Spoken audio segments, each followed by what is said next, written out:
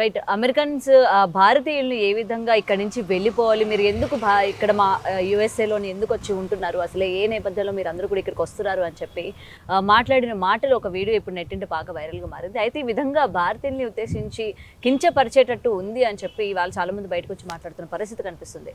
So అసలు నిజంగానే కించపరిచేటట్టు ఉండిందా? నిజంగా వాళ్ళకి భారతీయుల్ని అలా అనే రైట్స్ ఉన్నాయా? లేవా? అన్న విషయాలు తెలుసుకుని వాళ్ళు మనతో పాటు సీనియర్ జర్నలిస్ట్ దుర్గా వడ్లమనేని గారు ఉన్నారు. నమస్తే. నమస్తే అండి. రైట్. ఆల్రెడీ మీరు కూడా వీడియో చూసే ఉంటారు. అందులోని భారతీయుల్ని మీరు ఎందుకు ఇక్కడికి వచ్చి ఉంటున్నారు, మీరు అసలు నాకు నచ్చట్లేదు, మీరు ఇక్కడ ఉండడం మాకు నచ్చట్లేదు అని చెప్పి ఆ చేసిన వ్యాఖ్యల్ని మనం ఏ విధంగా తీసుకొచ్చారు? ఇప్పుడు మీకు ఇప్పుడు కూడా లేటెస్ట్గా ఆఫ్ లేట్ బీఆర్ఎస్ చేస్తున్న వాదన ఏంటండి? తెలంగాణ వాదన తెర మీద తీసుకొచ్చి ఈ ఆంధ్రోళ్ళు అని మొన్న అన్నారా లేదా? ఆంధ్రోళ్ళ వల్లే ఇదంతా జరుగుతోంది అని అన్నారు. కాబట్టి ఇది తెలంగాణ వాళ్ళు కూడా గ్రహించుకోవాలి. ఎందుకంటే అబ్బాయి హైదరాబాద్ నుంచి అని మనం విన్నాం. సరే, అతను తెలంగాణ వాడా ఆంధ్ర వాడా మనకు అనవసరం, తెలుగువాడు. అయితే నేను ఇక్కడ రెండు విషయాలు మాట్లాడతా. ఒకటి, అమెరికన్ అలా అనడం తప్పే. అంటే అతను ఏదో వీడియో తీసుకుంటూ ఇతన్ని చూసి మేము ఎక్కడికి వెళ్ళినా మీరే ఉంటున్నారు, డిస్గస్టింగ్గా ఉంది, మాకు చూడలేకపోతున్నాము, ఏంటి నువ్వు ఇక్కడే ఉంటావా వెనక్కి వెళ్ళిపోతావా ఇండియాకి అని అడిగాడు. అంటే దీనికి రెండు రీజన్స్ అండి. ఒకటి, మన వాళ్ళు ప్రతి చోట పాతుకుపోవడం. రెండోది, మనం మన ఉనికిని కాపాడుకోవడం కోసమా, లేదు మనం ఎక్స్పోజ్ చేసుకోవడమా మనం కొంచెం అతి చేస్తున్నాం. అంటే మీరు చూడండి, మన పండగలు చేయడం, మనం వీధుల్లో ప్రొసెషన్స్ చేయటం, మరి ఇవన్నీ వాళ్ళు ఒప్పుకోరు కదా. డిస్టర్బెన్స్ మనం ఎక్కువ చేస్తున్నామా ఆలోచించుకోవాలి. తర్వాత మన కట్టుబొట్టు ఈ మధ్యన అది కూడా ఎక్కువైపోయింది. మీరు సగం ఇండియా మీరు అమెరికాలో చూస్తున్నారు. మనం కూడా అంత పండగలు చేసుకోవట్లేదు, వాళ్ళు అంత పెద్ద ఎత్తున చేసుకుంటున్నారు, అన్ని టెంపుల్స్ కట్టిస్తున్నారు.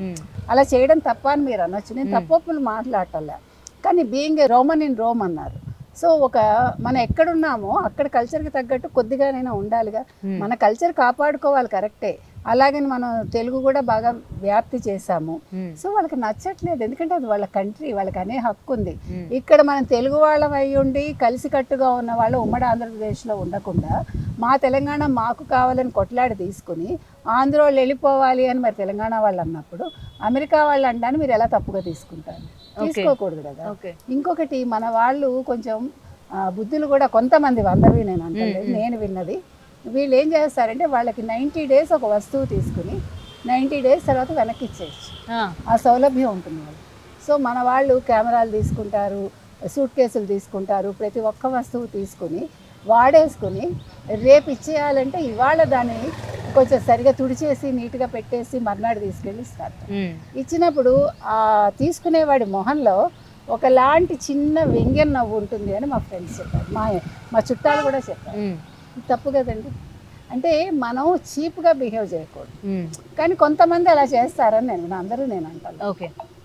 తర్వాత చాలామంది చీట్ చేస్తారు, కన్సల్టెన్సీ పెట్టి, మీకు తెలుసో లేదో, అంటే ఫేక్ సర్టిఫికెట్లు పెట్టడం.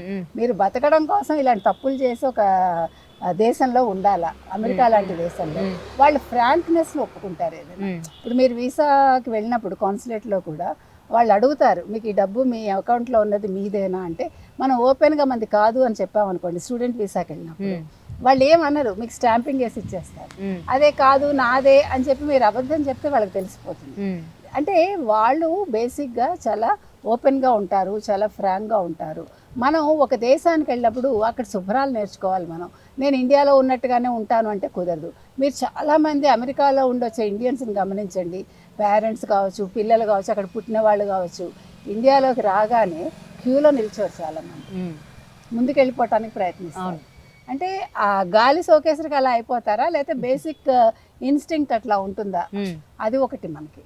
సో నేను అనేది ఏంటంటే, మీరు అమెరికాలో ఉన్నప్పుడు కొంతవరకు వాళ్ళకి నచ్చినట్టుగా ఉండండి.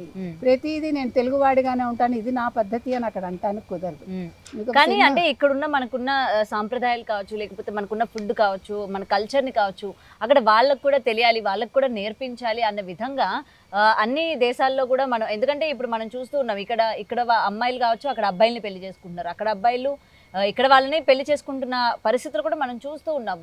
సో ఇలా ఆలోచించడం ఎంతవరకు కరెక్ట్ అంటే? అది తప్పలేదండి. ఇప్పుడు మీరు పెళ్లి చేసుకోండి, వాళ్ళ సంప్రదాయం ప్రకారం కూడా ఉండండి, కానీ మనం మాది ఇది అని చూపించుకునే తాపత్రయం ఎందుకంటున్నా అంతే.